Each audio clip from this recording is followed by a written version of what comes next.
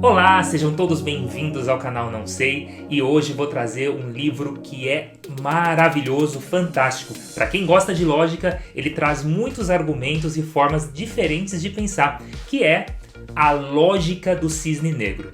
Nós temos uma limitação muito grande em nossa mente, que nós só nos baseamos em fatos, em processos empíricos. E o livro traz exemplos de formas diferentes. E por que ele chama cisne negro?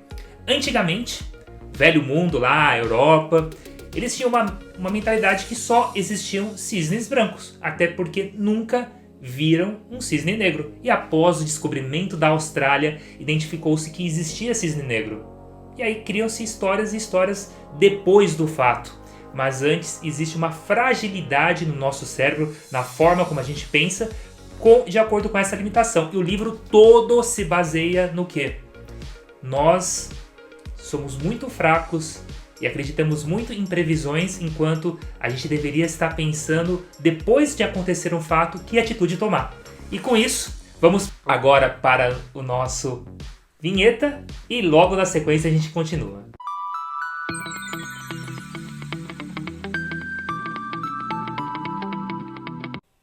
E o autor, Nassim Nicholas Taleb, ele comenta como primeiro exemplo as Torres Gêmeas, onde ele pediu para imaginar um cenário. Imagine o seguinte: no dia 10 de setembro de 2001, foi implementado por um governante que todas as cabines de aviões deveriam ter uma proteção contra a bala. Então ninguém iria ser impenetrável e ninguém conseguiria dar tiro lá e invadir.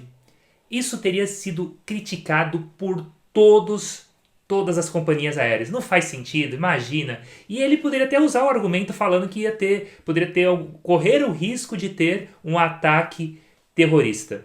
Nesse momento, depois do fato, então aconteceu 11 de setembro de 2001, aconteceu a queda das Torres Gêmeas, aí sim, é muito mais fácil você convencer a ter mudanças e a implementar essa proteção contra balas e tudo que acontece, porque o fato já ocorreu e aí as pessoas têm isso na mente. Elas só tomam uma atitude depois do fato. Antes, ninguém implementaria. E chamariam esse cara de louco e seria perseguido até hoje pelas companhias aéreas se ele tivesse falado até 10 de setembro de 2001 todas as companhias aéreas devem ter essa proteção. Seria um gasto astronômico que seria irrelevante para as empresas. Falar, não faz sentido. E aí a gente pode trazer para o mundo atual. Quando a gente olha, por exemplo, Covid.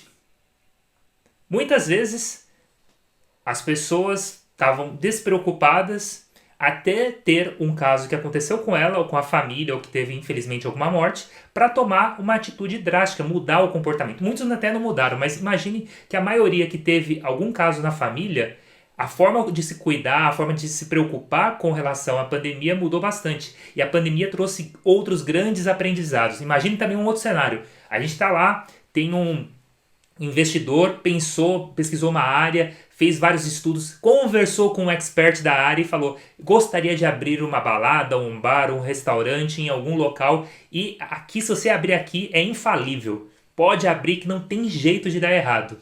A pessoa foi lá, em dezembro de 2019, abriu a balada, vai estar tudo certo, o restaurante, que seja, e aí veio a pandemia.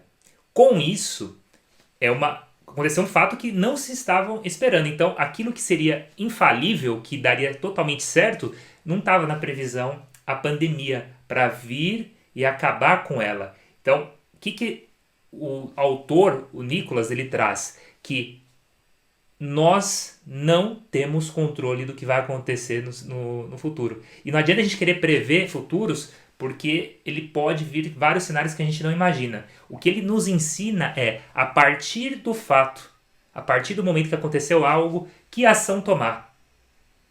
Então, no começo, voltando ainda para a parte da pandemia, existia uma tendência a falar, não, a pandemia vai durar 1 ou 2 meses. E aí as pessoas não quiseram acreditar. E aí foram criando histórias. E aí cada vez foi mudando. Agora não é mais 3 meses, agora são 6 meses. E isso foi aumentando. Aconteceu isso também, por exemplo, na época de Fidel Castro, na década de 60 em Cuba, que muitos refugiados foram para Miami e eles falaram, não, vai ser só alguns dias. E as famílias estão lá até hoje. Então a gente tem uma tendência muito ruim de tentar prever algumas coisas que fogem da nossa alçada. E aí sim devemos tomar todo o cuidado, toda a cautela para procurar o melhor caminho. E qual que é o problema do nosso cérebro, segundo o autor? Muitas vezes nós estamos pensando o tempo inteiro que a gente sabe tudo o que está acontecendo. Então a gente cria fatos e histórias para comprovar. A gente pesquisa uma série de coisas na internet ou em qualquer lugar que seja para comprovar a nossa crença. Vou dar um exemplo bem claro, porque eu peguei esse exemplo da pandemia que é fantástico. Quando a gente quer acreditar que a cloroquina vai salvar vidas, tomando ela antecipadamente, o que é a primeira coisa que a gente faz? Vai lá na internet, busca especialistas na área, de novo, especialistas, e eles falam, não, a cloroquina vai ajudar. E quem é contra, quem fala que não faz sentido, vai buscar aí, não, mas a ciência diz que isso não, então ele busca o contrário. Nós buscamos fatos e especialistas que estão de acordo com o que a gente quer acreditar.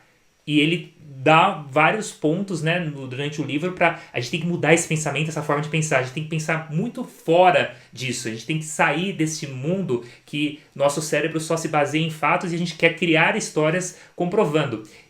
E só depois do fato a gente fala, tá vendo? Eu sabia que ia acontecer isso. E a gente esquece tudo o resto anterior do que a gente já havia pensado. Vou trazer alguns exemplos para vocês. Quem que você lembra mais? Um político que conseguiu, presidente de algum país, que conseguiu evitar alguma guerra, ou um que participou de uma guerra, declarou guerra contra outro país e... Vamos lembrar de nomes? Se a gente for olhar, Hitler participou de guerra. Genghis Khan, na época lá dos mongóis, também. E entre vários outros. E agora eu te faço um desafio. Quem você lembra que evitou uma grande guerra?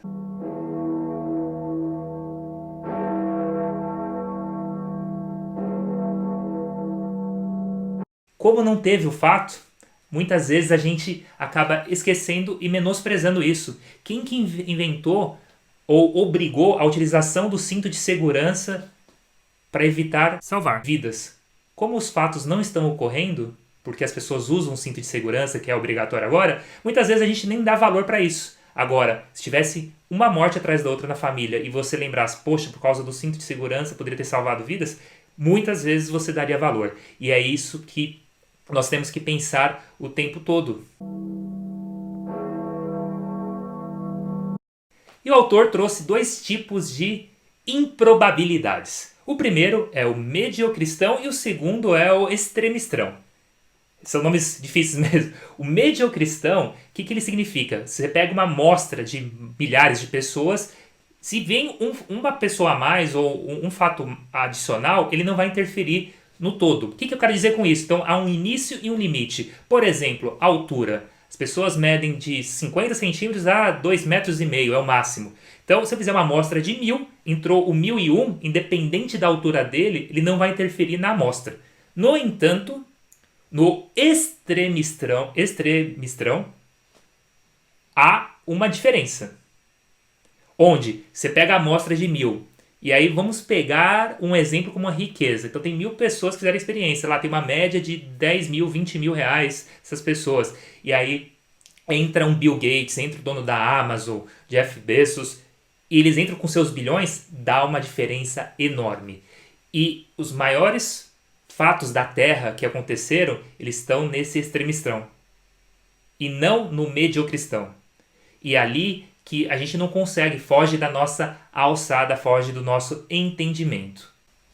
E estamos chegando perto do finalzinho dessas explicações, desse livro maravilhoso que eu recomendo bastante vocês lerem. Vou trazer um outro fato também, que é a proximidade, né? Nós confundimos quando alguma frase é próxima. Então, uma afirmação como quase todos os terroristas são muçulmanos, e nós criamos no nosso cérebro todos os muçulmanos são terroristas. E olha que incoerência. Hoje no mundo existem aproximadamente 10 mil terroristas. E muçulmanos são mais de 1 bilhão. Ou seja, a quantidade de terroristas é 0,0001 dos muçulmanos. Mesmo que todos, sem exceção, terroristas são muçulmanos, a chance de a gente cruzar um é mínima, é ínfima. E nós criamos nossa mente, quando a gente vê alguém lá com tuna, opa, já fica assustado. E não deveria ser isso. Nosso cérebro causa essas incoerências. E pra gente finalizar, Nicholas, ele traz muito forte, que é o autor, né? Ele traz muito forte que não devemos confiar no nosso cérebro. Ele é enganador a gente. Então, muitas vezes a gente tem muitas limitações e muitas crenças que não são verdadeiras. E ele comenta de haja depois do fato. Então, aconteceu a pandemia, que ação que eu vou tomar? E não ficar pensando, fazendo previsões, agora vai morrer todo mundo, não. Aconteceu o fato, tá bom, a partir de agora, então não posso sair mais na rua, então eu vou pra internet. Então, tomar algumas ações depois que o fato acontece, porque o mundo é assim, é o tempo inteiro trazendo novidades, mudanças. Imagina antes da criação da internet, em 1991, em 1990, meus planejamentos, e aí com a criação da internet, o que mudou? E vão surgir novas tecnologias, novas formas de pensar. Então, reforçando, não confie em seu cérebro.